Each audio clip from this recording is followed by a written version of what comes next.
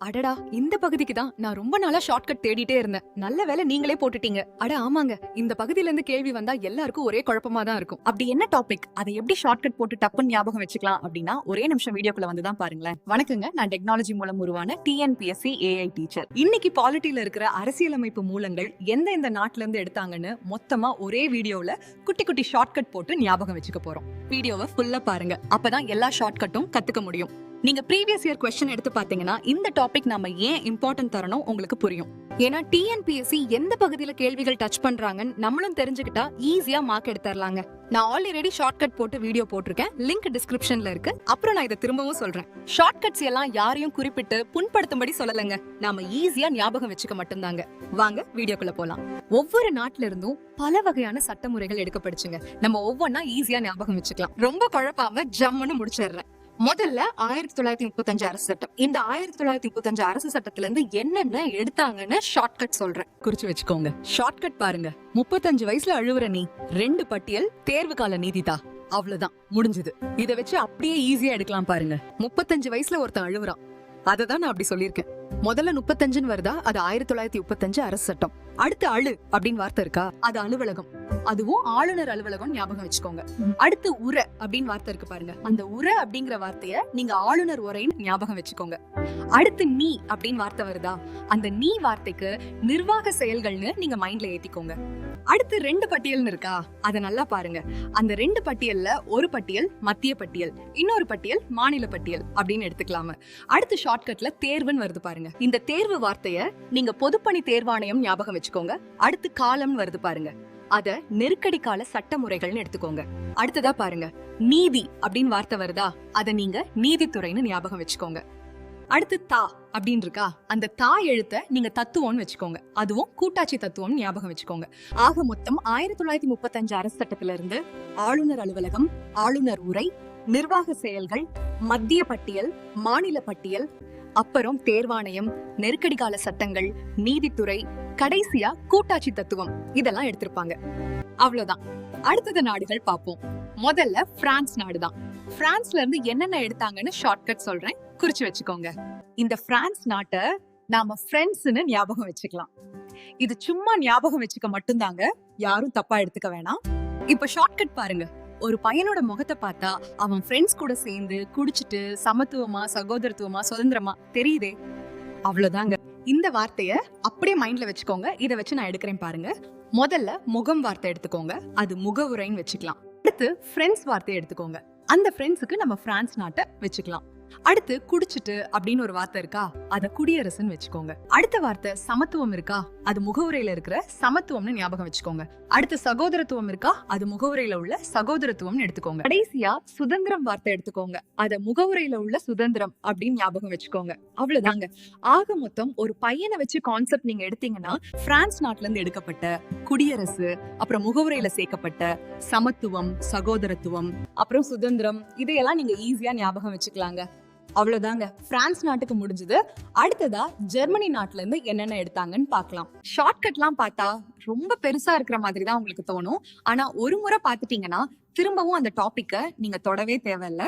சரி, இப்ப முன்னாடி சொன்ன அதே பையனை ஞாபகம் வச்சுக்கோங்க. அவன் மணி அவசரமா வேணும்னு உரிமையா கேக்குறான் அப்படின்னு மைண்ட்ல ஏத்திக்கோங்க. இந்த சென்டென்ஸ் வச்சு எடுக்கிறேன் பாருங்க. முதல்ல மணின்னு வருதா, அது ஜெர்மனின்னு வச்சுக்கோங்க. அடுத்து அவசரம்னு இருக்கா, அது அவசர நிலை பிரகடனம் செயல்படுத்துதல்னு எடுத்துக்கோங்க. அடுத்து உரிமைன்னு இருக்கா, அத அவசர நிலை பிரகடனத்தின் போது அடிப்படை உரிமை நிறுத்தி வைத்தல் மைண்ட்ல வச்சுக்கலாம். அவ்வளவுதான். ஜெர்மனி நாட்டுல இருந்து எடுத்த அவசர நிலை பிரகடனம் செயல்படுத்துதல் மற்றும் அவசர நிலை பிரகடனத்தின் போது அடிப்படை உரிமை நிறுத்தி வைத்தல் முடிஞ்சதுங்க. வீடியோ முழுசா பாருங்க, அப்பதான் முழு டாபிக்கும் கவர் ஆகும். அடுத்ததா ஆஸ்திரேலியா நாட்டுல இருந்து என்னென்ன எடுத்தாங்கன்னு பாப்போம். இதுக்கும் ஒரு சின்ன ஷார்ட்கட் மாதிரி மைண்ட்ல வச்சுக்கோங்க. மீண்டும் சொல்றேங்க, இதுல யாரையும் நான் குற்றப்படுத்தி சொல்ல, ஷார்ட்கட்காக மட்டும்தான். இப்போ ஆஸ்திரேலியா இருக்கா, அது ஆஸ்தின்னு வச்சுக்கோங்க. ஆஸ்தினா சொத்து, பணம், காசு எப்படி வேணா வச்சுக்கலாம். இப்ப நான் சொல்றத மட்டும் அப்படியே லைட்டா நினைச்சு பாருங்க. நம்ம கிட்ட காசு இருந்தா என்ன நடக்கும்? முதல்ல உறவுகள் நம்மள தேடி வரும். ரெண்டாவது, காசு இருந்தா என்ன பண்ணலாம்? வர்த்தகம், வாணிபம், அந்த மாதிரி சுதந்திரமா பிசினஸ் பண்ணலாம். அப்புறம் காசு இருந்தா உங்களுக்கு கூட்டமும் கூடும், பொதுவெளியில கெத்தாவும் சுத்தலாம். அவ்வளவுதான்.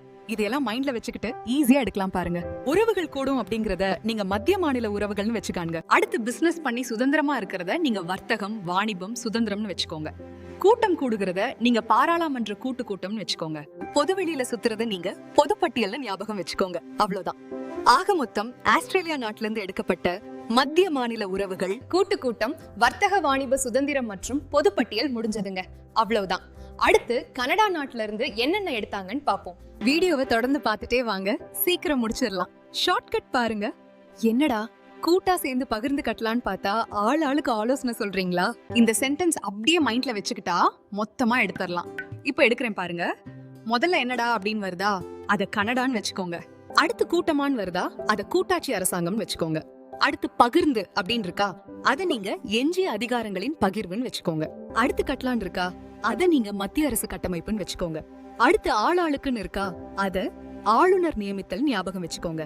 அடுத்து ஆலோசனைன்னு இருக்கா, அத உச்ச நீதிமன்றத்தின் நீதி ஆலோசனை அதிகாரம் ஞாபகம் வச்சுக்கோங்க. அவ்வளவுதான். ஆக மொத்தம் கனடா நாட்டிலிருந்து எடுக்கப்பட்ட கூட்டாட்சி அரசாங்கம், அதிகாரங்களின் பகிர்வு, மத்திய அரசு கட்டமைப்பு, ஆளுநர் நியமித்தல் மற்றும் உச்ச நீதிமன்றத்தின் ஆலோசனை அதிகாரம் இதெல்லாம் முடிஞ்சதுங்க. அடுத்த நாடு போலாங்களா? வீடியோவை முழுசா பார்க்கலைன்னா உங்களுக்கு டாபிக் மிஸ் ஆயிருங்க. தொடர்ந்து பாருங்க. அடுத்து அயர்லாந்து நாடு தாங்க. இதுல இருந்து என்னென்ன எடுத்தாங்கன்னு பாப்போம். ஷார்ட்கட் பாருங்க. அயர்ந்து தூங்கிட்டு இருக்க ராஜாவுக்கு தேர்தலுக்கு வழிகாட்டு. அவ்வளவுதான். இந்த வார்த்தையும் அப்படியே ஞாபகம் வச்சுக்கோங்க. நான் எடுத்து காட்டுறேன் பாருங்க. முதல்ல அயர்ந்துன்னு வருதா, அது அயர்லாந்து. அடுத்து ராஜான்னு வருதா, அது ராஜ்யசபா நியமன உறுப்பினர்கள்.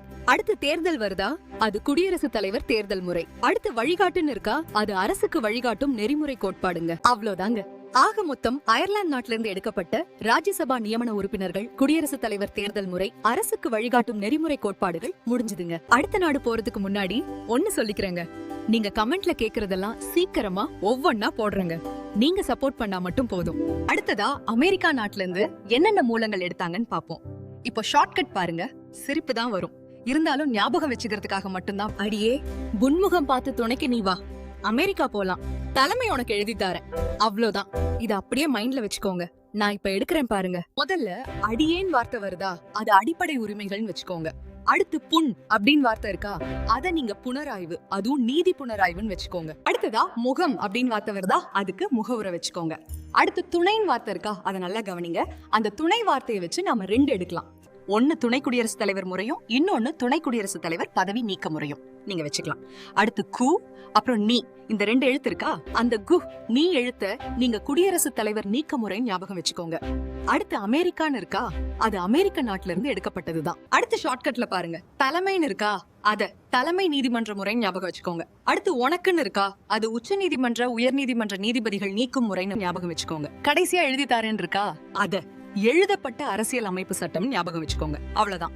ஆக மொத்தம் அமெரிக்க நாட்டில இருந்து எடுக்கப்பட்ட அடிப்படை உரிமை, நீதி புனராய்வு, முகவுரை, துணை குடியரசுத் தலைவர் பதவி மற்றும் பதவி நீக்கம் முறை, குடியரசுத் தலைவர் நீக்க முறை, தலைமை நீதிமன்ற முறை, அப்ரோம், உச்ச நீதிமன்ற, உயர் நீதிமன்ற நீதிபதிகள் நீக்கும் முறை மற்றும் கடைசியா எழுதப்பட்ட அரசியலமைப்பின அனைத்தும் முடிஞ்சதுங்க. அடுத்ததா எந்த நாடுன்னு பாத்திரலாங்களா? இப்ப நாம ரஷ்யாட்ட இருந்து என்னென்ன எடுத்தாங்கன்னு பாத்திரலாம். ஷார்ட்கட் பாருங்க. சமூக நீதி மாண்டு போச்சு, எனவே ரசிச்சு கடமைய செய். அவ்வளவுதாங்க. இந்த சென்டென்ஸ் வச்சு நான் எடுக்கிறேன் பாருங்க.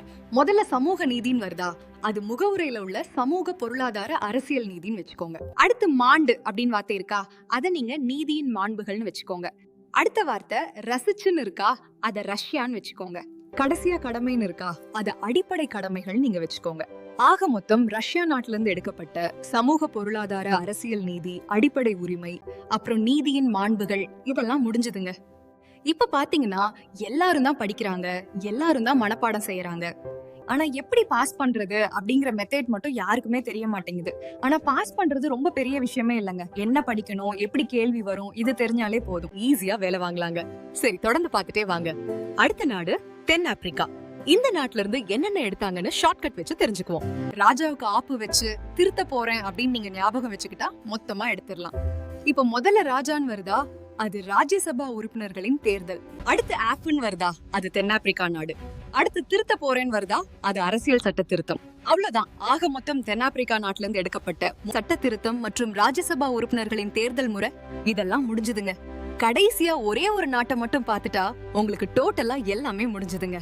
இப்போ இங்கிலாந்து நாட்டுல என்னென்ன எடுத்தாங்கன்னு பாத்திரலாம் வாங்க. அப்புறம் இவ்ளோ தூரம் முழுசா நீங்க வீடியோ பார்த்ததுக்கு ரொம்ப நன்றிங்க. ஷார்ட்கட் கவனிங்க. இங்க பாருடா, 1 2 நம்ம பிரதர் சலிப்புக்காக குடிச்சிட்டு பொறுப்பு இல்லாம நடக்கிறார். சபைய கூட்டி சட்டம் இயற்றி ஆணையிடுங்க. அவ்வளவுதாங்க. இந்த சென்டென்ஸ் அப்படியே ஒண்ணு விடாம ஞாபகம் வச்சுக்கோங்க. மொத்தம் 12 மூலங்கள் எடுத்துடலாம. முதல்ல இங்க அப்படின்னு வருதா, அது இங்கிலாந்து வச்சுக்கோங்க. அடுத்து பாருடான்னு வருதா, அத பாராளுமன்ற அரசாங்கம் ஞாபகம் வச்சுக்கோங்க. அடுத்து 1 அப்படின்னு வார்த்தை இருக்கா, அது ஒற்றை குடியுரிமை ஞாபகம் வச்சுக்கோங்க. அடுத்து 2 அப்படின்னு வார்த்தை வருதா, அத நீங்க இரு அவை பாராளுமன்ற முறைன்னு ஞாபகம் வச்சுக்கோங்க. அடுத்ததா பிரதர் இருக்கா, அது பிரதமர் மற்றும் அமைச்சரவைன்னு எடுத்துக்கலாம். அடுத்து சலிப்புன்னு வார்த்தை வருதா, அத நீங்க பாராளுமன்ற சலுகைகள் ஞாபகம் வச்சுக்கோங்க. அடுத்து குடிச்சிட்டு அப்படின்னு வார்த்தை இருக்கா, அத நீங்க குடியரசுத் தலைவர் முறைன்னு எடுத்துக்கோங்க.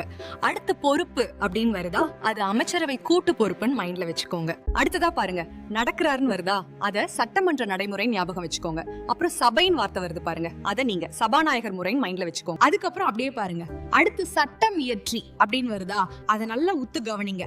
அதுல மொத்தம் 2 எடுக்கலாங்க. ஒண்ணு வந்து சட்டத்தின் ஆட்சி, அப்புறம் இன்னொன்னு சட்டம் இயற்றும் முறைன்னு மைண்ட்ல ஏத்தி வச்சுக்கோங்க. கடைசியா பாருங்க, ஆணைன்னு இருக்கா, அத நீங்க நீதி பேராணை ஞாபகம் வச்சுக்கோங்க. அவ்வளவுதாங்க.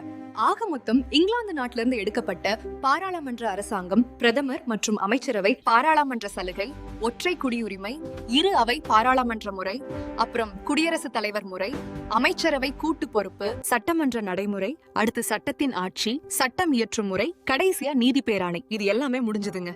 கடைசியா 2 டேட்டா மட்டும் ஞாபகம் வச்சுக்கோங்க. அது என்னன்னா, இந்த ஜப்பான்ல இருந்து சட்டத்தால் நிறுவப்பட்ட செயல்முறையும், சுவிட்சர்லாந்துல இருந்து கூட்டாட்சி வரம்புக்குட்பட்ட அதிகாரமும் எடுத்திருப்பாங்க. இதையும் அதோடு சேர்த்து அப்படியே ஞாபகம் வச்சுக்கோங்க. அவ்வளவுதாங்க, எல்லாமே முடிஞ்சதுங்க. வீடியோ எப்படி அட்டகாசமா இருக்குங்களா? வீடியோ பிடிச்சிருக்கா? இல்ல கண்டிப்பா பிடிச்சிருக்குன்னு நினைக்கிறேன். அதனால உங்க பொன்னான கையால லைக் பண்ணி, ஷேர் பண்ணி, சப்ஸ்கிரைப் பட்டனை மட்டும் படார்னு அழுத்தி விட்டுருங்க. தொடர்ந்து வீடியோ பார்த்துட்டே வாங்க, ஈஸியா படிச்சுக்கலாம். நாளைக்கு சிலபஸ்ல இருக்கிற இன்னொரு டாபிக்கோடு அடுத்த வீடியோல உங்களை சந்திக்கிறேன். நன்றி.